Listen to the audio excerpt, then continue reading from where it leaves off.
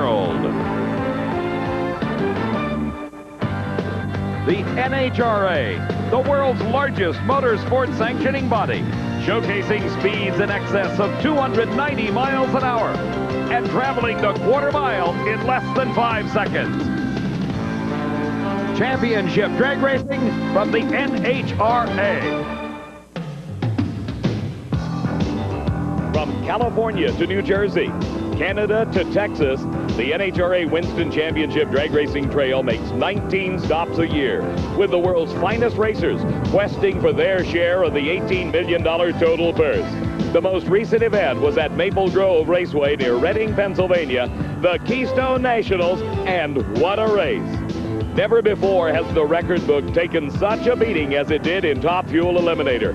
Set and reset 4 times in a single weekend, with the eventual Keystone champion Darrell Gwynn setting the new standard at 4.95 seconds. He defeated Joe Amato in the final round with another 4.95 second run.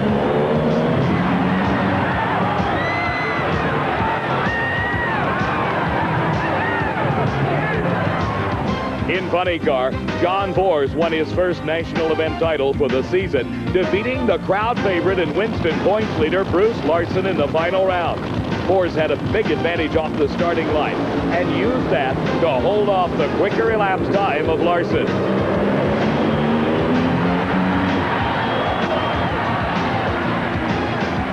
Finally, for 3 races in Pro Stock Eliminator, Bob Glidden had been trying to achieve an unheard-of milestone, winning his 75th national event title. The Pennsylvania track proved to be the setting for history as Glidden defeated Bruce Allen to take his 75th NHRA event victory. It is fitting that the newest super race facility to be built in the United States is just 3 hours away from the site of the very first NHRA national event, held in 1955 at Great Bend, Kansas. To the weekend, this is the celebration of the 35th anniversary of that event, and a bit of comparison between it and the inaugural AC Delco Heartland Nationals is in order. The Great Bend race was run on an airport runway as city officials and the Great Bend Chamber of Commerce worked with NHRA to stage the race. The purpose of that early day event was to allow racers from all across the country to come to a neutral site to determine which car and driver was really the best. There were 220 contestants and only a few thousand spectators on that airport runway to watch times top out at 150 miles an hour. Today, the 19-race NHRA Winston Series attracts thousands of competitors to spectacular theaters of speed, the latest of which is the all-new Heartland Park, Topeka. Some 700 acres in total size, with the ultimate in high-tech racecourse construction, attracting over 500 entries and tens of thousands of spectators enjoying an event that combines the atmosphere of competition, car show, manufacturers' exhibits, and a festival of excitement. The inaugural AC Delco Heartland Nationals. Hello, everybody. I'm Dave McClelland, and welcome to the all-new Heartland Park, Topeka. One thing certain about this race day, the winds are definitely blowing in off the plains of Kansas. One of the questions always raised about any new racing facility is just how good is the racetrack itself going to be? That question was answered in the first day of qualifying. And for the details, here's my good friend, Steve Evans. Well, David, the huge crowd in Shirley Muldowney's pits tells you that the paint car continues to be a major story in the sport of drag racing. 2 weeks ago, the last event, the Keystone Nationals in Pennsylvania, Shirley Muldowney ran her first ever 4-second elapsed time. She set the national record, another first for her, even though it didn't last all that long. Then she comes to Heartland Park, Topeka. She is one half of the first pair of top fuel dragsters to ever go down this racetrack. What'd she do? 4.96. No other driver throughout qualifying or first round this morning has been able to match that elapsed time. Shirley Muldowney, the only driver with a 4-second elapsed time here. Shirley, the big question is, can you get that consistency to win one of these things again? I think we can, but there's a headwind out here. I think that'll hurt the mile an hour and not the ET, but hopefully the sun won't make the racetrack so warm that we can't put the power down on the ground. Best of luck to you. Thank you, Steve. Is this some kind of a lady guys or what, huh? All right. They're behind you. Thank you. David? Shirley there signing autographs. She'll be coming up just a little bit later here in round number 2 of Top Fuel Racing as our first pair of cars come to life. This is the man leading the points chase, Gary Ormsby, debuting a new car here at Heartland Park, Topeka. This is his 4th ride this season. His competition, the man closest to him in the points chase, Joe Amato at the wheel of the TRW Special. And David, you can see the pressure on these men's faces before they crawled into this car. This is not just another side-by-side race during the season. This is one potentially you could look back and say, that's where I won it or that's where I lost it. Coming into this race, Ormsby only holds a 332-point lead over Amato. And right behind Amato is Dick LaHaye, and then right behind LaHaye, the man that won the last 2 races in a row, Darrell Gwynn. And we should explain that you get 200 points for every round of racing you win. And there is Tim Richards. No one has to tell him how the math works in this Winston Championship Series. You don't get anything if you lose, and you don't win a bonus if you win the event. It's per round of racing throughout the season, 200 points. Lane choice at this event, as it is at all NHRA championship drag races, is determined by the quicker elapsed time either in qualifying or the previous round. In this case, Ormsby ran a 5:15 in the first round when he had a bye run. That gave him the lane choice. Ormsby had a 5:06 in qualifying, which looked very strong at that point. But Joe Amato had a 5:04, even quicker in qualifying, but he fell off in round number 1 to a 5:24. As the reigning Top Fuel champion, Joe Amato may be a little more accustomed to this kind of pressure. He had that tremendous battle in '87 with Dick LaHaye. Gary Ormsby, as you said, has lane choice in the far lane. So far, that has not been a factor. The brand new car of Ormsby. The Castrol GTX Special rolling into the beams, and Amato with a slight wheel stand, but he's out first. And at the finish line, by just a matter of a few feet, Joe Amato advances into the semifinals of 5:11 at 273 miles an hour. Ormsby was very close at a 5:15. As we go back and look again, you can see both cars dead even at the starting line. Then in the first 60 feet, Amato pulls ahead. As they headed down track, that was the margin that Amato maintained until they neared the finish line, 1,320 feet away, and by just a few feet, he defeated Gary Ormsby. Steve? Well, Dave, as you might imagine, we have got one pumped up Joe Amato down here. He can't even get his helmet off. We're talking pressure, buddy. This is pressure. You know, when you beat the points leader, it's really like making double points because you put him out. Yeah, I know, Steve. We've had to run him every race for the last 3 races, and thank God we've been able to beat him.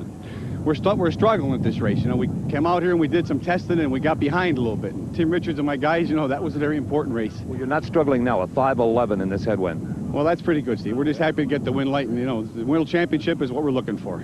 And, Dave, if I do my bookwork right, Joe Amato could take the points lead if he wins this race. Steve, your calculator is performing up to par, and Joe Amato hopes his race car will too. It's a tough job to win one of these races. Just ask the man whose crew is preparing their race car. That's Kenny Bernstein. He will be racing Mark Oswald in round number 2 of Funny Car Eliminator coming up just a little bit later. Let's go back to Steve with Gary Ormsby. Not much I can say, a bitter pill for you here. Yeah, sure is, Steve. We'll probably go out of here for the first time this year without the lead, so really put some pressure on us, you know. The new car a little slow to come around? Well, it really hasn't come around like we thought it would, but maybe we can get it together at Dallas and get back in this thing. Now, you've moved the motor. Maybe you can show us. You've moved the motor way, way back in this new car. Much closer to the rear axle for more traction, I guess, huh? Well, you can see that it's that's as far back as you can get them right here. It's about, we moved it back 4 inches from the location, and as far as the other car we had that ran pretty well. We really intended on running this car in 1990, where the rule changes were going to have this. And I think with a little work, we'll get it together, though. Good luck in Dallas. Thank you. Steve, this new race car of Gary Ormsby brings up an interesting point. We'll touch on that in just a few moments.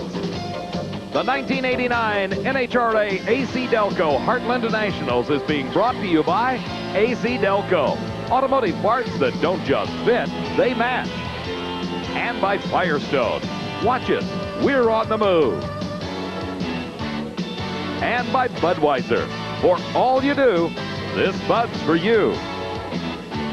More Top Fuel Racing from the Heartland Nationals in just a moment. As Don Prudhomme's crew takes down their big awning on the side of the 18-wheeler. This wind can also affect racing conditions. Steve has the details. Dave, the temperature is a perfect 82 degrees. The humidity, very comfortable, about 50%. But the wind is blowing 30 miles an hour with gusts to 40, already creating havoc up in the pit area. Awnings being torn right off of the sides of the trucks. A lot of crews trying to get them down, including Don Prudhomme. Now, fortunately, the wind is straight up the racetrack, so you don't have a dangerous crosswind. Now, with the top fuel dragster, this means more load on that rear wing, which could lever the front end of the car up. If it comes up in this wind, hang on, brother or sister, you might go right over backwards. Some of the crews dialing a little of that out of the wing, lowering the attack of the wing. With a funny car, the extra downforce, hard on the fiberglass bodies, hard on the windshield, but that resistance begs a nitro motor to burn more fuel and makes up for some of the performance loss. With a pro stock car, well, they just slow down unless they get sideways and let the wind take over. All the drivers are going to feel more of a jolt than usual when the parachute comes out driving into this wind. We may see some problems there as well.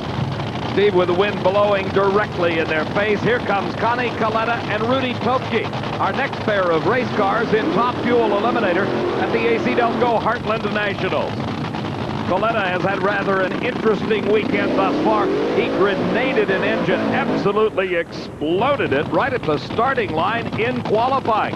Topke has been running exceptionally well. The Dardanelle, Arkansas driver qualified number 8 with a 5:11 and beat Frank Cook round number 1. Coletta was even quicker in qualifying, a 5:04, and beat Laurie Johns in his first round race. As we look back again, during that run, Coletta again experienced some engine problems. Watch the far lane of the racetrack. This time, Coletta's problems were right at the finish line, and Steve was there. Well, a first-round win over Laurie Johns may be of little consolation to Connie Coletta. You see the giant hole where the rods have come out of this engine? The second severely damaged motor component of the weekend. Do you have any idea what's causing it? Yeah, we put a different supercharger on it. There's a different opening in the bottom, and shouldn't have done that. The different opening, David, in the bottom of the supercharger is actually smaller, so that the air goes into the engine at far greater velocity. And if you don't make the proper changes to your fuel system, kaboom, just like Coletta. If you do make the proper changes, like Don Prudhomme, you run 5:17 in a funny car. Both drivers approaching the starting line at the top of the Christmas tree. You see the lights come on, and Rudy Topke has overstaged or deep staged. He is in the proper spot, but Coletta is out in front. And Coletta wins in a 5.28 second elapsed time, the performance falling off drastically at only 265 miles an hour. Topke made a valiant effort, his speed over 275, but his elapsed time was only a 5:34. The deep staging can have an effect on that, Steve. Absolutely. It improves your reaction time and puts your front wheels a few inches closer to the finish line, but it affects the elapsed time because you don't have the run out from the beam. The car doesn't have any momentum when the clock starts. So Topke actually much closer than the elapsed times made it look. And Coletta advances to the semifinals, while back in the pit area, Maynard Yangst and the crew for Bruce Larson's funny car get it ready for his second round race. He's got quite a challenge. He's racing Ed McCulloch. AC Delco Heartland Nationals in the heart of America at Heartland Park, Topeka, Kansas. This is Eddie Hill, the Wichita Falls, Texas driver, racing against Shirley Muldowney. Muldowney at the wheel of the Performance Automotive Wholesale Special is the #1 qualifier. You know, David, it's funny how quickly your fate can change in this sport. Just a month ago at the U.S. Nationals, Shirley Muldowney embarrassed when she couldn't qualify. The crew was furious at themselves, apparently, because they have stood all over this motor. More supercharger boost, more nitro, more of everything, including Shirley's right foot. It is flying. Eddie Hill knows what to do with the throttle pedal, too. He qualified with a 5:04, some of the best performance out of the car that is actually several years old. Starter Buster Couch over checking the repair job done on a fuel leak on the injector system on Eddie Hill's car. Hill is in the near lane, Shirley in the far lane.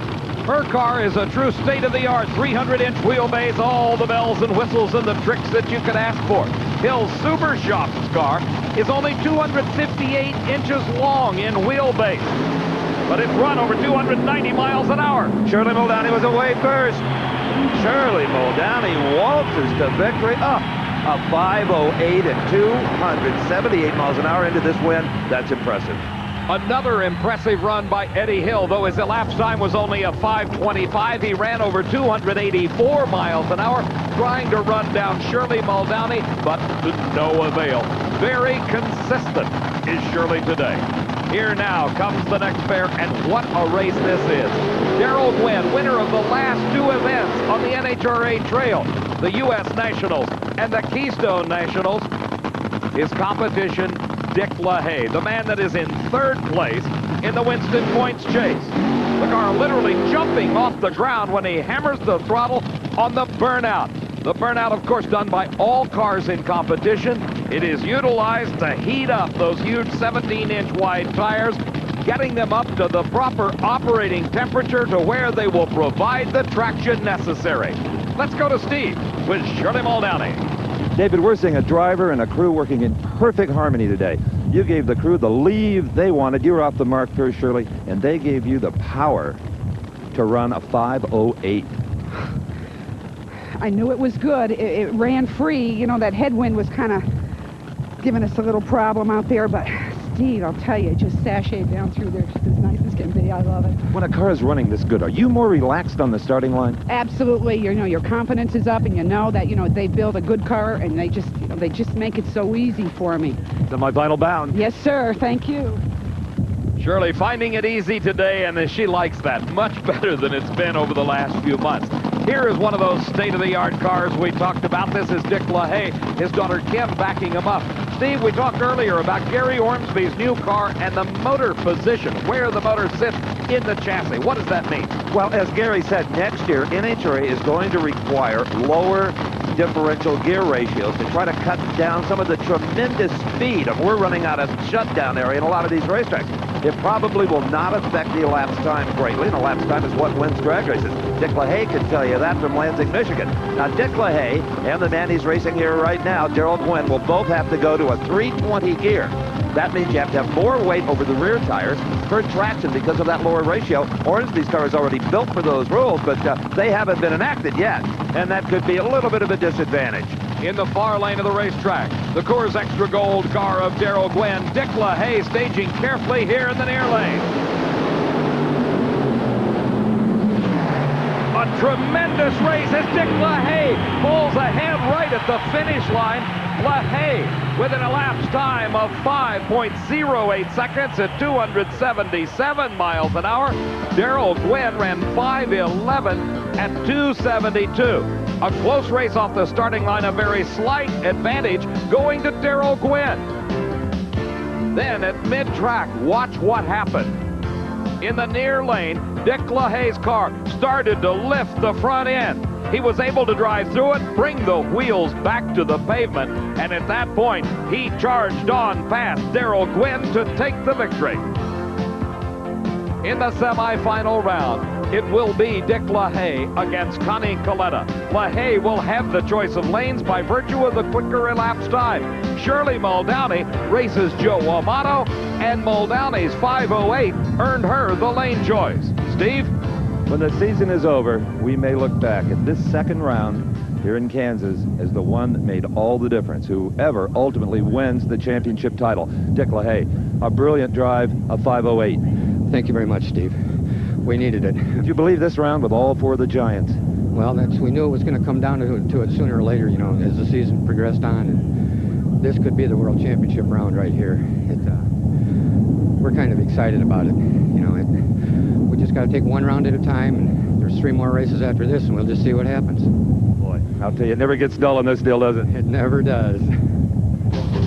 And the pressure never ceases, whether it is on Dick LaHaye or on that man Larry Miner, the owner of the Miller High Life Racing Team, which also includes the Oldsmobile-bodied funny car of Ed McCulloch. The crew getting it ready for round number 2, where he'll face Bruce Larson. Back at Heartland Park, Topeka, I'm Dave McClelland along with Steve Evans, and this is one magnificent racetrack. As you can see by the statistics, a lot of work has gone on since ground was broken back in 1988. One of the men responsible for making it happen, the mayor of Topeka. Steve? David, on this warm, rather blustery Kansas afternoon, Topeka Mayor Butch Belker, he could be up in the air-conditioned suites, but he's right out here with us. And Mayor, it's not unusual for a community to get behind an NHRA national event in spirit. Topeka has done a lot more than that. Absolutely. We've got $7.5 million of public money invested here. We had a vote of the public to make this happen, and now they've really come through for us. And this began some years ago, really. About 6 years ago, I started my remarks today in the movie Field of Dreams. Kevin Costner starts out with this voice saying, "Build the field and we will come." We talked to NHRA 6 years ago, and they told us the same thing. We couldn't be happier the way it's worked out, and we really appreciate everybody in NHRA for sticking with us for these 6 years. And we appreciate all the hospitality of the city of Topeka. It's been grand. Well, thank you very much. We've got a lot of people that worked with us. The hotel-motel industry has been meeting with us on a weekly basis to critique everything, and we feel we've done everything we possibly could, and we want everybody to come back. Enjoy the day. You deserve it. Well, thank you very much. Looking forward to it. Thanks for all your help. Steve, the $20 million plus investment into Heartland Park, Topeka has created a racetrack second to none, and there is an overflow crowd today jamming this facility to watch the AC Delco Heartland Nationals. On the starting line now, round number 2 of Pro Stock Racing. This is Kenny Delco and his Pontiac Grand Prix. He is racing the Chevrolet Beretta of Joe Lapone. Lapone from Pennsylvania has had a tough weekend. Broke his engine in qualifying, has rented a motor from fellow racer Frank Iaconio. Kenny Delco has had a silky smooth weekend. In fact, he qualified 2 positions ahead of Joe Lapone in the number 8 position. Delco in the Paul Rubetsky Construction Company Pontiac Grand Prix. He is the only racer in Pro Stock that is using this body style. Lapone in the easy wider Beretta. Good start for both drivers. And across the finish line, very close. Lapone winning the race. 7.46 seconds at 183 miles an hour, but he had to come from behind to do it. Watch in replay. Kenny Delco, who had deep stage, got an advantage over Joe Lapone off the starting line. Nearly 0.08 of a second. But as we told you earlier, there is a dark side to deep staging. Your elapsed time will not be as good. He ran a 7:54 as Lapone charged past at the finish to win the race. Steve? You know, it may have only taken 7.46 seconds, but it seems like an eternity when you're trying to come from behind, as you were. Well, you know, Kenny did a real good job. He confused me up there a little, the way he staged it. He deep staged, and I wasn't ready for that, and the car made a good run. We're real happy, and we needed this to stay in the top 10, which we're going to, and we're going to have a strong finish towards the end of the year. Is it worth a honk of the horn? Oh, yeah. I love it. Let's hear one. Joe Lapone, the only Pro Stock car in all of drag racing with... It's for all the safety horn. crew and all the people who make this all possible and safe for us, and Diamond P people do a good job. Thank you. And we like Joe Lapone too, horn and all. He's into the semifinals of Pro Stock Eliminator. On the starting line in the near lanes, Frank Iaconio. He's the guy that rented the engine to Joe Lapone. In the far lane, the Levi Garrett Chevy Beretta. This is Bruce Allen, winner of 4 races thus far this season, and the only man with a chance to catch Bob Clinton for the Winston Championship. Frank Iaconio qualified in the number 8 spot. He beat Mark Powick in his first round race with the Super Shop Pontiac. And look at this. Iaconio was rushed right up, put on both flights. That's a trait we have seen him display before, hoping to rattle Bruce Allen. I'll tell you, Dave, I think that man is rattle-proof. I do, too. Just like Bruce Larson in funny car racing, the man must have ice water running through his veins. He does not get rattled. Off the starting line, a good lead for both drivers. Allen almost crosses the center line. He has to back out of it. And Frank Iaconio moves into the semifinals with a 7.50 second time. His speed over 182 miles an hour. In replay, you can see what happened to Bruce Allen. The cars left the starting line with identical reaction time. But as the Chevy Beretta moved down course, Allen had a problem that caused the car to veer towards the center line. He was able to drive it back into his lane, while Frank Iaconio was headed to the finish line for the victory. Steve? Frankie, tell me about the race. You saw him break? Yeah, we left pretty even. I might have left a skosh ahead, but Bruce was ahead of me right away, and then I seen him fall back, so I don't know what happened. I guess he broke. Good fortune for you. Yeah, that's racing, I guess, you know. Okay. Thank you. The brakes of racing going today to Frank Iaconio's favor. More Pro Stock in just a moment. The AC Delco Heartland Nationals, the huge crowd watching as round number 2 of Pro Stock racing continues. In the far lane, it is the Castrol Oldsmobile of Larry Morgan. In the near lane, the Atco Chevy Beretta of Gordy Rivera from Yuma, Arizona. He qualified well in the number 7 spot, while Morgan qualified number 3. 3 Oldsmobiles, in fact, were at the top of the qualifying list. Larry Morgan won the U.S. Nationals. He won the bonus event, the Mr. Gasket Hearst Shifter, $50,000. But he's in tough here because under the hood of that Chevrolet in the near lane is a Bill Grumpy Jenkins built engine that has that car flying. Gordy Rivera will have a shot here. The engine's to about 8,500 RPM when they drop the clutch. Close race at the finish line, but Larry Morgan wins it. 7.46 seconds is elapsed time. His speed, 184 miles an hour. Rivera very close with a 7.50. At the starting line, the advantage, actually by 0.03 of a second, went to Rivera. So it was up to Morgan to play catch-up. By the time they neared the midway point down this quarter-mile racetrack, it was an even race. At the finish line, Larry Morgan had pulled ahead by just about a wheel length to take the win. The U.S. Nationals champion goes another round into the semis here. Larry Morgan, great job. How about this racetrack for a Pro Stock car? Tell me about it. Man, this is beautiful. I'll tell you, the cars are, my car got down the track pretty good. I think it's a good track. I think it's going to be beautiful next year. Give it a little time. It is beautiful here. We saw Bruce Allen get crossed up and have to shut it off. Just his car, you think? I think it's just a car. I went fairly straight, so I feel awful confident. Confident he should. Well, the wind continues to be a factor. You can see and hear it as it blows in here into Heartland Park. But the interesting note is it is headed directly down the racetrack. It is a true headwind facing each of these drivers. In the far lane, the number 1 qualifier, the AC Delco Oldsmobile of Warren Johnson. He has had quite a weekend. A 7:33 elapsed time in qualifying put him number 1. That earned him the right to race the number 9 car. Bob Glidden off pace just a little bit with a 7:41 for his qualifying spot. It was 2 weeks ago that Bob Glidden was on top of the world, receiving a plaque from Bob Maston of Winston, signifying his 75th national event title. That plaque, by the way, had 75 diamonds in it. And here was that race in round number 1 earlier today. It was Glidden in the Ford Probe in the near lane, Warren Johnson in the far lane, and right now, right about here, Glidden and his son Billy knew they were in trouble. After Glidden suffered that rare first-round loss, we talked. Bob, we went from the peak of Maple Grove, Pennsylvania, in your 75th win to the valley of Topeka, Kansas, in a first-round lose.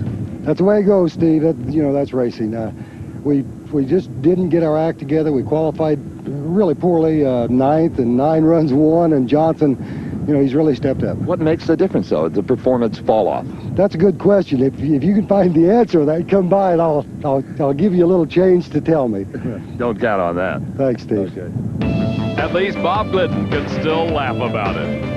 Darrell Alderman is the competition for Warren Johnson here in round number 2. Alderman drives the Excite Edge Dodge, and this is the only Mopar that is competitive in Pro Stock. He's already won the Gator Nationals this year, and underneath the hood is a 500 cubic inch engine that is a wedge motor. This is not one of the famed Hemis that the Chrysler people have made so famous over the years. Johnson in the far lane, Alderman in the near lane.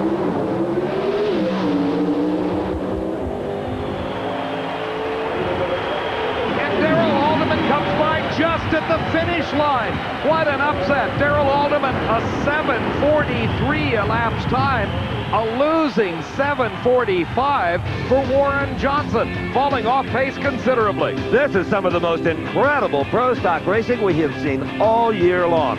Glidden out round 1. Now the number 1 qualifier gets blown in the weeds by the only Dodge in the sport with a last-second surge. Just terrific action. You can see why the fans are on their feet for every round. A tremendous race, and look how close it was at the finish line. Darrell Alderman by half a car length. That win sends him into the semifinals where he meets Larry Morgan, but this time Alderman has lane choice. The other pair, an intra-General Motors battle between Joe Lapone Chevy and Iaconio's Pontiac, and Lapone has the choice of lanes. Steve? Well, for a man who wins so often with hole shots, it's got to be nice to outpower the low qualifier. Your 743 bit his 745. I'm tickled to death. Wayne County tuned on this thing. We've been working with the clutch, and they just done a fantastic job.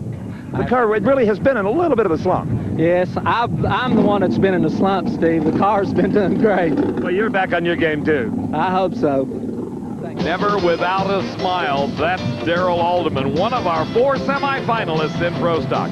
In Top Fuel, Kim LaHaye, she's the crew chief on her dad's Top Fuel dragster. They're comparing notes about the setup for their car in the race against Connie Coletta. In contrast this weekend at Heartland Park, Topeka, on the one hand, you have low qualifier Shirley Muldowney signing autographs.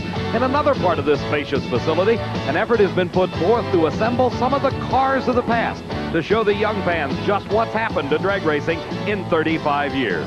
NHRA is still totally dedicated to safety, but that old logo from the first Nationals at Great Bend, Kansas back in 1955 has been changed many times, modernized, as it were, to keep pace with the rest of the sport. Now, you look at the starting line here at Heartland Park, Topeka, that incredible nerve center. Well, this was it. This was all they had in 1955 at Great Bend. You pulled in, you opened the flap, you signed up all the competitors. When the day was done, you gave them their trophies. There was 0 prize money, and that was about it. Now, there's a great exhibit here in the pit area today that a lot of fine folks are enjoying. And under this tent is one of the cars that actually competed back in 1955. That is Bill Stiles' 39 Chevy pickup. That was one of the first small block Chevrolets that made it from wrecking yard to hot rod. Now, this street roadster was the class winner, moving up a couple of years, in 1957. Carl Stone's famous machine, and that has the 57 Corvette motor with the Stromberg 2-barrel carburetors that were so popular in those days. Now, outside the tent are some real beauties. You're looking at the high-rise 427 Ford engine in Dino Don Nicholson's famous 1964 Mercury Comet. Now, this was Mercury's first attempt at factory drag racing, and it was Dino Don's first non-Chevrolet ride. Now, at the 64 U.S. Nationals, the car performed in the mid-10s at almost 140 miles per hour, but the Dino Man blew a clutch and didn't win the class. But later that year, he did win 79 out of 80 match races, a car that will be long remembered. Now, by the 1966 U.S. Nationals, there was such a thing as a funny car. Now, this was the Ford Motor Company's first attempt at serious factory drag racing. The Phil Bonner car, Daddy Warbucks. Holman and Moody out on the West Coast built 8 of these cars. Fiberglass bodies, not flip top. No superchargers, fuel injection, but lots of nitro, 90%. Car ran in the mid-8s at almost 180 miles per hour. Now, by the 1969 U.S. Nationals, my, how the funny car had evolved. This was Connie Coletta's Bounty Hunter.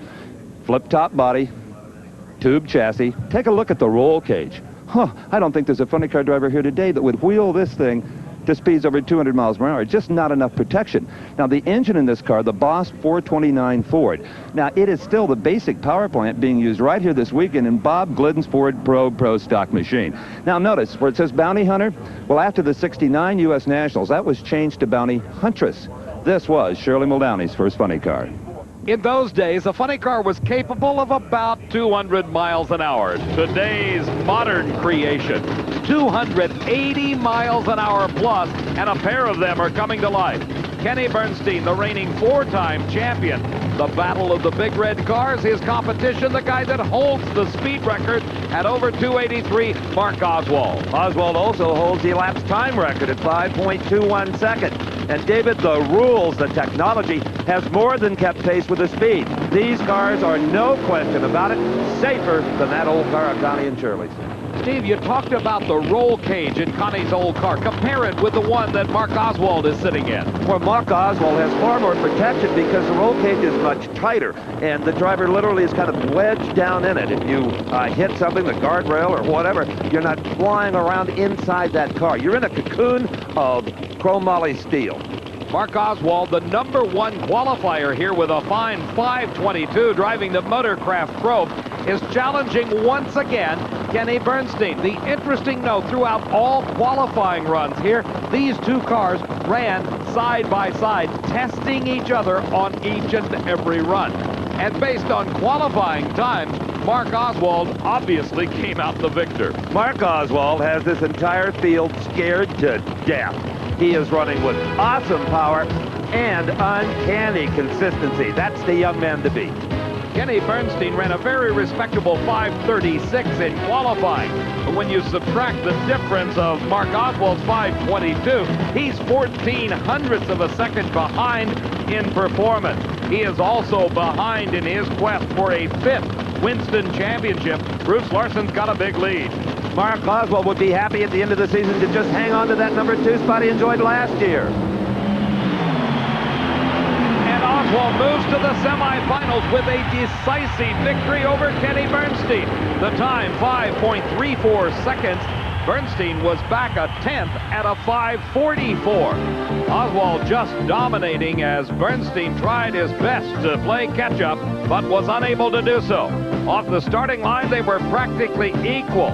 But by the middle of the race course, the car in the far lane, Mark Oswald, had moved ahead and continued to extend his lead until they crossed the finish line, where he had more than a car length daylight over Kenny Bernstein.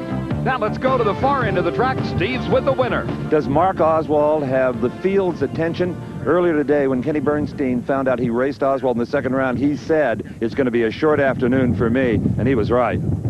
Well, fortunately, he was right for us today. We always have good races. You know, one of us might be running one a little bit better than the other, but it's always a good race. Car slowed down to a 5:34. The wind? Well, the thing was a little bit soft the first round, and we wondered if we should get after it, but the front end's been in the air a little bit, so we've more or less left it alone. We kind of expected that. Smart racing. Thank you. Mark Oswald moves into the semifinals as we get ready to continue with more funny car competition coming up here at the Heartland National.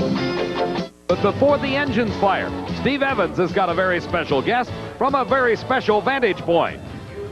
David, we have got a bunch of thrilled spectators high up in the grandstands because they have found in their midst, enjoying the action, the founder of the National Hot Rod Association. It's chairman of the board, Wally Parks. And Wally, what a day. And how about the banners all over Topeka? Welcome home, NHRA. I tell you, that gives us a great feeling. It took us 35 years to get back to Kansas, but we're here now, and you can see the results. Indeed. It used to be you had to sell a city on having a race. This city sold you on coming. Well, I think that was the case, and of course that was the case when we went to Great Bend. It was their Chamber of Commerce that divided us there, not knowing what we were starting at that time, but here we are again. In one of the biggest racetracks I have ever seen. Well, I think this one is probably a show place like nothing that's come along for a long time. It is for us because they got more quality built into the facility from the track, the surroundings, and everything else than any of us ever imagined, and we're here. Well, Wally, I hear the next pair of funny cars lighting up. I tell you what, David, we're going to leave you out of this one. You want to call this race with me? Why not? Why not? Okay. Who we got? First to burn out is Bruce Larson in the near lane, the funny car points leader. He'll be racing Ed McCulloch in the far lane. I think the burnout here is probably a premium part of the show for everybody that's looking.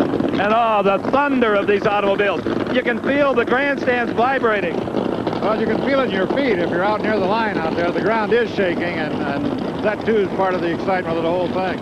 On this very warm afternoon, both drivers had their emergency hatches open. No problem. That's their only form of air conditioning. All right, Wally, who do you like in this one, Larson or McCulloch? I'm going to have to take McCulloch on this one. I seldom choose favorites, but I just got a little hunch. Okay. You know, we're probably looking at 8,000 horsepower collectively, maybe as much as the entire field had at the First National. I don't think we had that much up there. The strongest engine we had was an aircraft engine, and then one car with 2 engines in the thing, but these are way over most of what was there for sure. Do you remember the winning elapsed time and speed that year? Winning elapsed time was 10.03 seconds. What about the speed? Speed was 151 miles an hour. So they're running 140 miles an hour faster today. McCulloch in the far lane, pre-stage. Larson in the near lane. He is staged very deeply, but probably intentionally.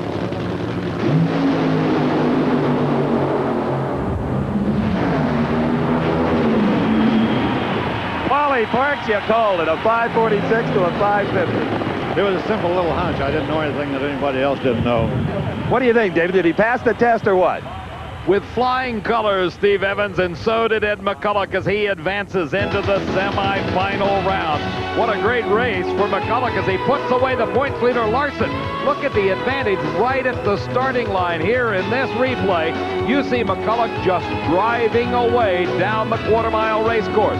By the time they got to the finish line, Larson was nowhere to be seen. McCulloch just continued to pull away until the race was over. At the starting line now, the quickest funny car ever.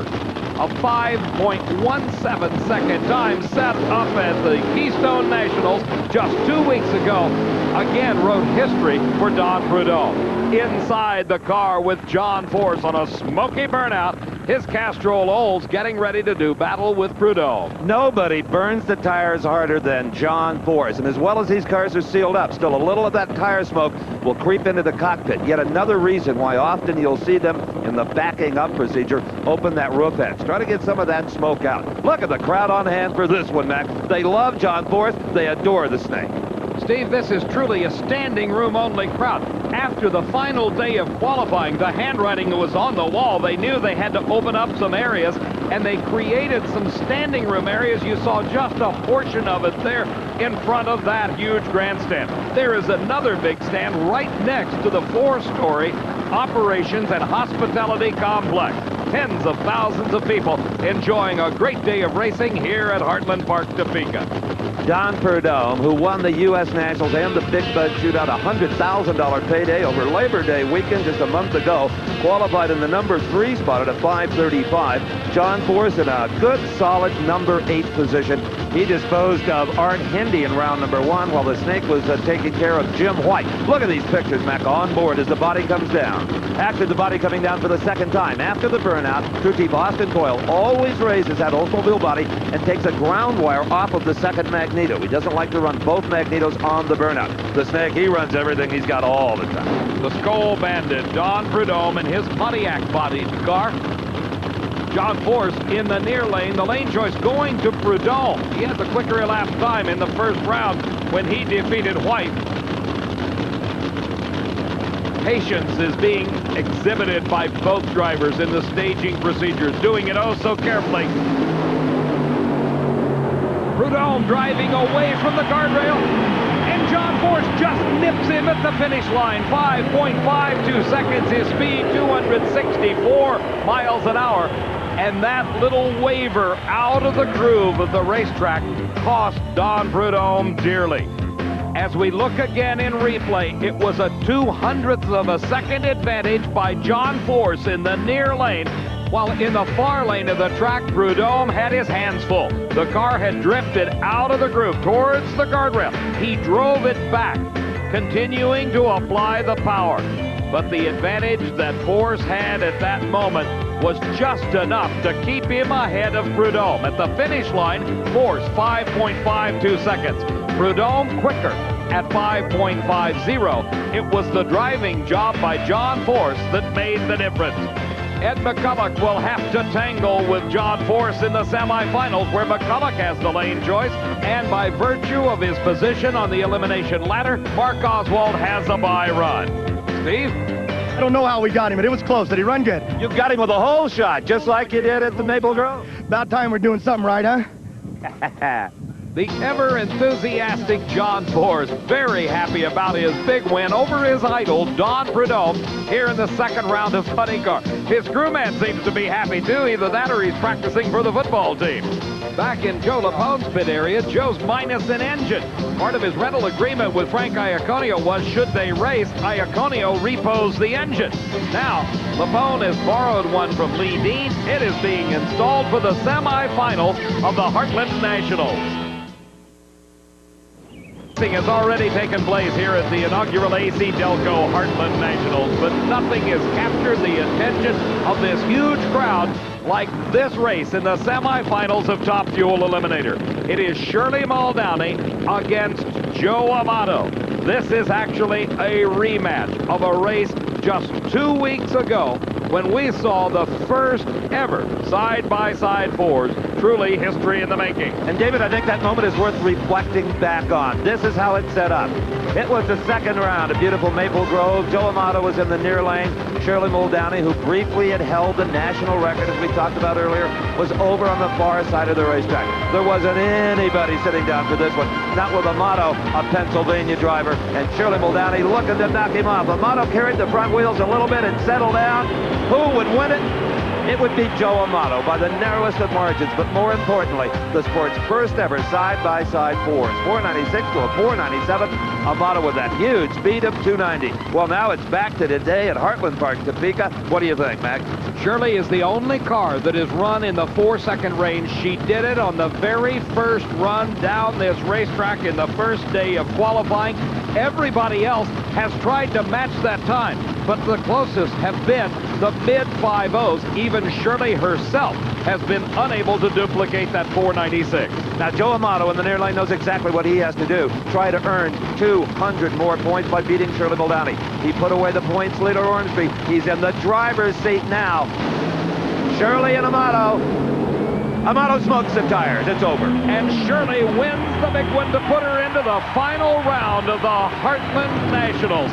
5:10. Very consistent. Shirley Muldowney at 274 miles an hour advances into the final round. Back on the starting line, our next pair. The engine's running. This is Connie Coletta. Alongside of him, Dick LaHaye. It is now LaHaye's turn to try to earn some points. He just watched Amato smoke the tires right off the starting line. One of the very few cars that has overpowered this new racetrack at Heartland Park, Topeka. LaHaye has a chance to move up on both Amato and the points leader, Gary Ormsby. This top fuel points chase has turned into a real war, with Ormsby just barely able to maintain a lead at this point. Let's go to Steve. 2 weeks ago at Maple Grove, when Joe Amato beat Shirley Muldowney, even though she ran a 4-second elapsed time, she was all smiles, happy to be part of the first ever side-by-side fours. But you still owed him one. And I'm all smiles now. A 5:10. Oh, that hay was good enough, you know. I finally didn't get welded by my friend Amato. You know, the car looks like it's moving around a little bit in the wind at the big end. It is. It's really moving around. And, you know, this Swindle's car really handles like a baby carriage. It's very windy here. You may get a bouquet from Gary Ormsby as you stop Joe Amato here, and Gary may still lead with the points lead. A bouquet? Let's hope they're not black roses. Joe, good job. We had a good run going, Steve, but it smoked the tires when the front end came down. You gained in the points. Well, we'll keep going, trying to just do everything. 200 points a race, that'll be enough. Joe Amato knows exactly what he has to do. Outlast Gary Ormsby in each of the 3 remaining races by only 1 round per race, and he will repeat as the Winston Top Fuel champ. Providing that Dick LaHaye doesn't go around further than either one of them. LaHaye is really in a wonderful position to strike, as you said earlier, Dave, if he can beat Connie Coletta right now. LaHaye, with the lane choice, has selected the far lane of the track. I really don't think there's much difference between the 2 lanes. We have seen consistently the quicker cars take the far lane, and like Amato before him, Coletta goes up in smoke at the starting line. The elapsed time for LaHaye, 5.15 seconds and 273 miles an hour. 2 close friends meeting in the final round of this inaugural AC Delco Heartland Nationals.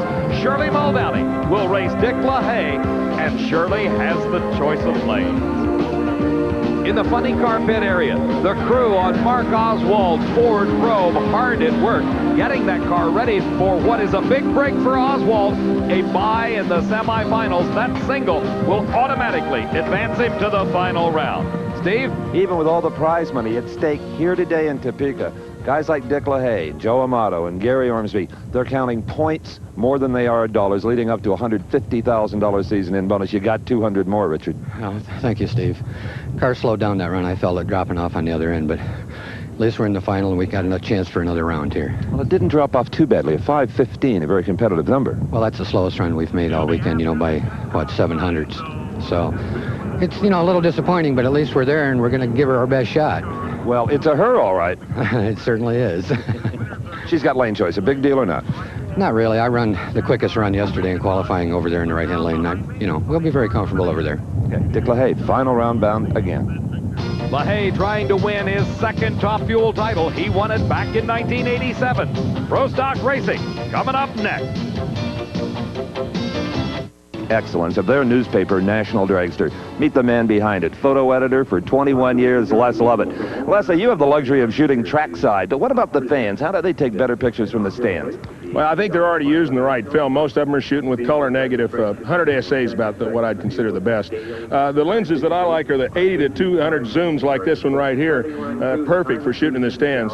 One tip I'd be careful of, though, don't put the camera on automatic. It should be on 500 at 8 for 100 speed. That way, if some extra light or something comes up out on the track, you won't be affected by it here by the automatic exposure. What about all the little pocket-sized cameras? Just about everybody's got one. Yeah, I got one of those too. Little camera here. This thing's perfect for shooting in the pits, but not so hot from the grandstands. It doesn't have enough lens on it, but it's ideal for shooting, pictures of people getting autographs and your children and the famous drivers and such. And there, the automatic is a good feature. Oh yeah, all you got to do is just kind of point and shoot. It focuses, does everything. I never have to make any decisions. Good shooting, Leslie. Thanks. Now, you too can enjoy this man's efforts by becoming a member of NHRA and receiving National Dragster every week and the many other benefits. And if you join right now, they'll even include a free copy of the multi-award-winning home video, Decade of Thrill. So call right now and become part of the world's largest motorsport sanctioning body. I just wonder, is that picture of Steve going to make the pages of the National Dragster? Well, you better subscribe to find out. In the far lane of the track, Joe Lapone in his Chevrolet. In the near lane, it is Frank Iaconio and his Pontiac. Lapone got here by virtue of using an Iaconio engine, but that's long gone. That's Lee Dean's motor under the hood at this point. Look how fast Joe Lapone is backing up. Iaconio, as we saw before, likes to move up and stage in a hurry. Look at Lapone. He may beat him into the beams. They're already on the starting line, both cars together. And I think it surprised Iaconio. I do too. Look at Joe Lapone. He left the starting line. Iaconio did not. Got caught with his RPMs down, and Lapone into the finals. The crew's coming over to talk to starter Buster Couch. He says Lapone's the winner. If you're going to live by the sword, you better be prepared to watch it come swishing through the air. And that's just what happened to Frank Iaconio. He had come into the beams in stage, but so had Lapone right alongside of him. When all four lights are lit at the top of the tree, it's race time. It may be a straight line racetrack, but there's a lot of twists that can get you to the final round. Here's the second pair of our semifinals. In the near lane, it's Morgan's Oldsmobile challenging the quicker Dodge of Darrell Alderman. Let's go to the far end. Steve's with Joe. You moved up in stage like a man in a great big hurry, Joe. Well, I have to give Frank Iaconio a lot of credit. I used his engine the first 2 rounds of this race, and I ended up having lane choice against him. So what we did was we took his engine out and put Lee Dean's engine in. That's why we were thrashing so bad. Frank likes to go up there and put both lights on. I knew that I was down on performance. Not anything against Lee's motor, but Frankie's built an excellent motor right now, so I just had to do what I had to do. I put both lights on against him, put on a limiter, and off we went, and I guess he just wasn't ready. Apparently not. Now, the last time you went into a final round, you had adopted a Vince Lombardi philosophy to pump yourself up. What about this one? We're ready for it now. We're on Vince Lombardi time again. We're back. It took us a little while. We lost our way, but we're back again. Thanks, Joe. Thank you. Lapone now headed to the final round of the Heartland Nationals on the starting line. One of these 2 cars will be his competitor. In the far lane is Alderman, near lane is Morgan. Staging carefully, Morgan the last to stage. And the first to leave, a red light. He left the starting line too soon. Automatic disqualification. And Darrell Alderman's Dodge for the second time this year in the final. 7.48 seconds. His speed 181. He will have the choice of lanes as he comes to the finals to face the Chevrolet of Joe Lapone. When we come back to Heartland Park, Topeka, it's time for funny car racing. Along with Steve Evans and Ed McCulloch and John Force, getting ready for their semi-final round of action in Funny Car Eliminator. Meantime, back in these huge pit areas, there's lots of work going on in Joe Lapone's pits. Steve? I haven't seen musical motors in pro stocks like this maybe ever. What's going on, Joe Lapone? We had the misfortune of breaking both my engines here. To run first round, I talked to Frank Iaconio, and he was trying to sell one of his engines and having a hard time getting it basically in other people's cars, so he put it in my car, and we were second fastest last qualifying round. So then starts the scenario, what do we do on race day? So Frank said I could rent the engine. We all went along. That was fine. I rented it. We came up with an agreed price. Made 2 runs. Well, now coming to the semifinal to have to run Frank Iaconio. He wants it back. Not a good thing to beat him with his own engine. So I didn't even ask. We took that out, and Gil Davis from Lee Dean's camp said we can run his engine. So after that round, when Bruce lost, Frankie won, stopped up at that trailer. At that point, Gil Davis, my crew, people from the Scribner crew, people from the Ekman and Orndorff crew, the Pennzoil people, David Belli was there, and it was a community effort to get that engine in time to run Frank. We were fortunate enough to get by Frank. Now Frank's motor. So now we decided, well, Frank's motor might be a little bit better, but I'm pretty sure it is better from what the last run showed. Nothing against Lee Dean. So now we're going to put that back in for the final. And we feel we have a real good chance of winning this race right now with this engine. Good thing there's no more rounds. Yeah, we're out of engines and people to borrow them from. Steve, I've never heard a more diplomatic description of the necessary moves made by Joe Lapone Jr. Moving into the staging beams now, lighting the last 2 bulbs on the top of the tree. Overstaging, in fact, is John Force. Alongside of him, Ed McCulloch, now set. Force did not mean to deep stage there. That was an accident on his part. Look at this. And a tremendous run by McCulloch puts him into the finals. 5.49 seconds, his speed 268 miles an hour. The losing time for Force, a quicker 5:47. As we look in replay, let's watch what happened. I think when that car deep staged in the near lane, it bothered John Force's concentration. He was a little late off the mark, and McCulloch beat him with a slower elapsed time. He did not deep stage on purpose. By the time they had reached mid-track, McCulloch had his margin of victory, nearly a car length. He held it to the finish. Steve? Ed, you knew you were in a drag race that time. Just 2 1/100ths difference, and actually you had the slower elapsed time. Well, I actually didn't see John until just before the lights, and then I could see his fender out there, you know. But, you know, it's just one of those drag races, you know. Can a 5:49 win in the final, do you think? I don't think so. Probably 49's not even going to get lane choice, but we're going to race him. All right. Great racer, Ed McCulloch. Mark Oswald does not have to contend with an opponent except the clock. He is on a single run. The rules call for each car in competition to make the same number of runs or rounds of elimination. Oswald knows what he has to do. He has been watching the race in front of him. He knows that Ed McCulloch has only run a 5:49. If he wants the lane choice, he's got to run quicker than that. Staging carefully. Oswald in the Candies and Hughes car out of South Louisiana on this single, moving him into the final. And he strikes the tires just a few 100 feet off the starting line. He did not want to do that. If Oswald was using this single run as a test to find the combination for the final round, that was not it. Mark Oswald with a very slow 9:31 gives away the lane choice to Ed McCulloch when they come back to meet in the final round of Funny Car at the inaugural AC Delco Heartland Nationals. Meantime, back in the top fuel pit area, that is the crew chief and husband of Shirley Muldowney, Ron Tobler, putting the finishing touches on that side of the race engine. They're getting it set for the finals against Dick LaHaye. Mark Topeka, the crew working on Dick LaHaye's dragster, getting it ready for the finals. They may not enjoy all the luxuries of a garage-type building, but these massive 18-wheelers can carry all the tools and parts necessary. Earlier, Steve had a chance to check in on the newest operation. Boy, with a rig like this, it's got to be the latest megabuck funny car or top fuel dragster operation, right? No, not exactly. This is Jim Hale's rig from Van Buren, Arkansas, the most impressive sportsman lash-up we've seen since the 60s and the days of Sox and Martin. Now, a pair of Chrysler Corporation Superstockers. This is a Superstock D-modified, driven by Jim himself. This is a Plymouth Sundance. Also, the team car, driven by S.E. Buchanan, is a Dodge Daytona. Now, if you go down to the dealer and open the hood on a Plymouth Sundance, you're going to find a little bitty 4-cylinder motor mounted transversely, front-wheel drive. NHRA Superstock rules, as restrictive as they are, allow them to install V8 motors in these front-wheel drive cars so that not everything going down the racetrack looks like it's 15 years old. The rules, however, as far as the engine preparation are still very, very stiff, and the certification and inspection is very rigorous. Now, S.E. Buchanan, he survived in round one. Poor Jim Hill here, he was eliminated. To find out how S.E. did throughout the afternoon and to find out who won all of the sportsman eliminators, here again is Dave McClellan.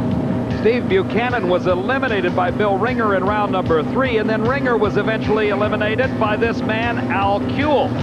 He then faced Dwight Sutherland in his Corvette in the final round of Super Stock Eliminator. This is handicap racing. Kuehl got an actual head start off the starting line. If all worked well, they were to meet right at the finish line, and they did. With Kuehl taking the win by just a fraction of an inch, he's the champion in Super Stock Eliminator. The top alcohol dragster champ, Tom Conway, Pat Austin won his 8th race of the year in alcohol funny car. David Rampy, the competition eliminator champion, Al Corda in stock eliminator, Craig McCoy in super gas, the super comp champ Robert Turner, and John Mafaro clinched the Castrol Pro Stock Motorcycle Series Championship with his win at Heartland Park, Topeka. It is time now for the Pro Stock final round. That man, Joe Lapone, and his Chevy Beretta. Wait a minute, you know what's happening here? Darrell Alderman in the Dodge had lane choice. He has changed his mind, and that is his prerogative. Right up until the time they start those engines, he can pick his lane. And David, while we were gone, a Sportsman car hit the wall in that right-hand or near lane, and apparently that spooked Alderman. He doesn't want it. Steve, this is really a psychological move because there's nothing wrong with the lane, even though Jackie Stidham did just glance off the guardrail. There's no debris and certainly no oil on the track, but Alderman puts Lapone over there and possibly puts the thought in his head, maybe the lane's not quite as good as the one that I'm sitting in. I tell you what, instead of a good crew chief, I think what you need if you run a Pro Stocker is an excellent psychiatrist on tour with you. I assure you that anybody that runs against Joe Lapone needs one. Look what he did to the mind of Frank Iaconio in the semifinals. There's one man on this track that watches all the staging battles. That's the chief starter. Earlier, Steve talked with him. David, I'm with Buster Couch right on the starting line just before the finals. And Buster, you know the idiosyncrasies of these drivers better than anybody else. How do you see the finals, let's say, between Joe Lapone and Alderman? Well, Lapone's going to be trying to take advantage of every way he can if you know how he drives. Alderman likes to come on up and put his light on after he does his burnout, but he don't like to stage first. He likes to be the last one to stage. So you never know how Lapone's going to do if you've been noticing that. He allowed to come on and put both lights on first, or he allowed to sit there. So it's going to be interesting to see what they do. Oswald and McCullough in funny car. Well, I'm not going to predict. It's going to be one heck of a race. They both do good. And they're fair stagers usually. Fair stagers. They don't play games. They do their thing. In Top Fuel, LaHaye usually likes to stage last. He'll press Shirley on that. He does, but I don't think that bothers Shirley. I don't think it matters her when she stages first or last. She just does her thing and concentrates and does the same thing over and over. It'll be a heck of a race. And 3 good starts. There you go. Hope so. And 3 great races kicking off the finals here at the AC Delco Heartland Nationals. It is Pro Stock Eliminator. Joe Lapone in the near lane. He's got a Chevrolet. These cars limited to 500 cubic inches, 2 4-barrel carburetors, running on racing gasoline. The only thing that may be worn out on Joe Lapone's Beretta are the motor mounts. We've told that story, so again, at least he's got a motor here that he's familiar with. He ran it in the earlier rounds. Darrell Alderman, well, I think he's got a bit of an edge here, David. Alderman and Lapone scratching their way to the finish line. It is Alderman winning his 2nd race of the year.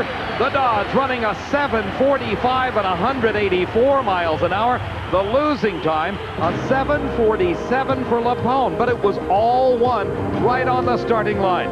The race was over the minute the clutch dropped on the Dodge of Darrell Alderman. He had 0.04 of a second advantage over Lapone. By the time he got to the finish line, he had added 2 more hundredths of a second based upon the elapsed time difference between those 2 cars, and Darrell Alderman goes into the winner's circle, the champion of Pro Stock. At the end of the racetrack, it's congratulations time for Alderman. Joe Lapone comes out of his laughing, as always, to congratulate, as we will, the Pro Stock champion. You earned this one. You outdrove everybody. You outran everybody. Well, it's about time, Steve. I've been doing such a poor job all year. The cars really ran good all year, and I thank God Wayne County's put up with me. Dodge and Mopar Performance, Excite Edge, they're all great. What was the deal on the lane choice? Well, the alcohol funny went into the wall, so we thought maybe there could be something wrong with that lane, so we went to the other lane. And we ran a 43 in the lane in the 2nd round against Warren, and then come over this lane, and the car didn't go down the track very good. Joe Lapone was not happy when you decided to change lanes. He liked where you had put him originally. I'm glad he's not happy. But you certainly are. Yes, sir. All right, that's 2 Pro Stock victories for that man in the Dodge car this season. Whether he wins or loses, Darrell Alderman always has a smile on his face. It's only about 2 miles wider when he's a winner. Bob Glidden's a winner, though he hasn't clinched the Pro Stock title yet. Bruce Allen mathematically has a chance to catch him. In 3rd, Larry Morgan. Alderman's moved into 4th, and Warren Johnson is now 5th. Leonard Hughes, the crew chief, on the funny car of Mark Oswald, waiting for the word to start for the finals at the Heartland Nationals. Also, funny car eliminator at the AC Delco Heartland Nationals. In the far lane of the racetrack, we find Ed McCulloch in his Oldsmobile. That's his crew chief, Bernie Federley, out in front, directing traffic. The crew gathered around Mark Oswald's Ford, getting it ready. McCulloch, remember, has the lane choice. And McCulloch also remembers that not only did Mark Oswald smoke the tires here at Heartland Park, Topeka, in the earlier round when he had the bye, he did the same thing 2 weeks ago in Maple Grove when he set the record. He came up in a later round and overpowered the racetrack. That is McCulloch's hope that he'll do the same thing now. McCulloch has been in the winner's circle twice this year. Gainesville, Florida, and the Gator Nationals, and then up in Brainerd, Minnesota, and the North Star Nationals. For Mark Oswald, this is his 5th final round appearance this season. He has yet to win a race on the NHRA Winston Championship Trail. McCulloch very late and smokes the tires. Oswald breaking him loose just a little bit in the middle, but it did not matter. Mark Oswald won the race with a 5:47 at 269 miles an hour, and just what McCulloch had hoped would happen to Oswald happened to him. He was very late at the starting line. As he came into the staging beams, McCulloch deep staged. That may have broken his concentration slightly. Watch here in replay. And I'll tell you what, David, that big red car on the near lane, does it move? But it was on the ragged edge. Mark Oswald did a fine job nursing that car down the racetrack. From a totally different point of view, you see Mark Oswald getting a huge advantage. 16/100ths of a second. Over a 1/10 of a second advantage going to Oswald, while McCulloch went up in smoke instantly. Well, you don't win much more convincingly than this man, Mark Oswald. Congratulations. Thanks a lot. This car was really running good today. You know, the Motorcraft car was on all day long, and everybody on the crew performed flawlessly today. You know, and this is our 4th final this year, and we've lost everyone till now, so I'm really happy. You know, you had no experience with that near lane. Concern at all?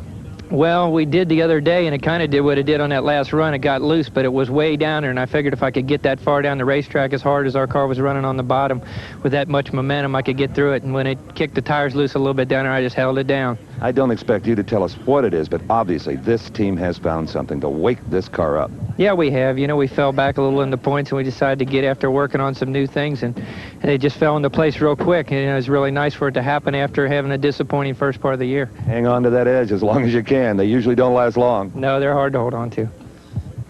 Mark Oswald will be holding on to the trophy. It is shaped like an Oscar, signifying his win here at Heartland Park, Topeka. Bruce Larson has got a major lead now over Kenny Bernstein.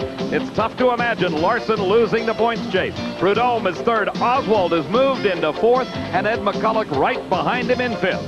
On the starting line, Ron Tobler and crew waiting to start the engine. In Shirley Muldowney's top fuel car, she'll be racing Dick LaHaye in the finals of the AC Delco Heartland National.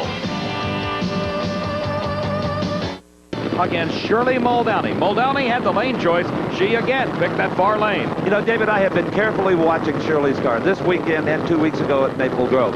Now, we brutalize these drivers sometimes over the reaction times. You may step on the pedal at exactly the same time as the other driver, and because of the way your chassis is built and your clutch is set, the car just doesn't react as quickly. And I think Shirley Muldowney's car is not reacting as quickly as LaHaye's, Gary Ormsby's, and some of the others. She certainly has got the power and may be able to make up for that. One man's opinion.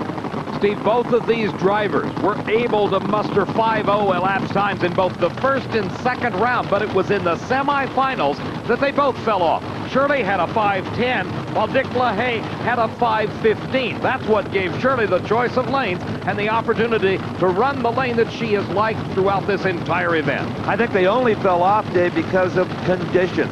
The wind was blowing a little harder then than it is now. The track was a little hotter, the rubber a little gooier. It's cooled off a few degrees. That may put them right back into the O's, maybe even the 4s, who knows? Well, the burnouts are over and the crew's work is completed. It is up to the two people occupying the cockpits of these 290-mile-an-hour race cars, Shirley Muldowney and Dick LaHaye.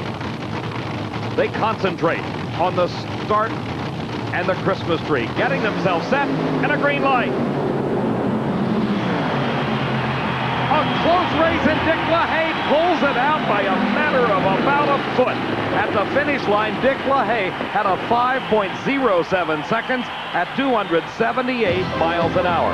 An identical elapsed time, just 0.04 of a second quicker, was Shirley Muldowney.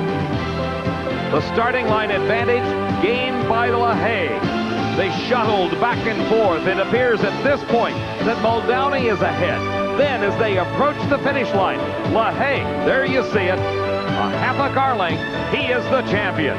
Crew chief and daughter, Kim LaHaye, obviously pleased. She's got a thumbs up for her dad. Steve?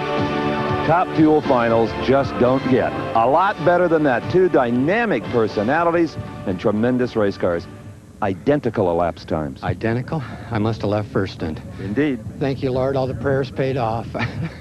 Were you gunning for a light? Did you feel you needed it? I had to, yeah, because, you know, we'd slowed down the round before, and we put a new blower on it for that run and put a new clutch in it and said, let's roll the dice. It should run in 06 or in 07, and lo and behold, it run in 07. Did you see that pink car with the corner of your eye? Seen out of the corner of the eye for quite a ways, and then out towards the top end of the racetrack, I started driving away from her, and I thought, boy, if it'll just hold in there, we're home free. A magnificent win at a magnificent new racing facility. Oh, very much so. This place is fantastic, and you really got to take your hat off to the people that built this facility. And, you know, this really tightens up this points race. Oh, boy.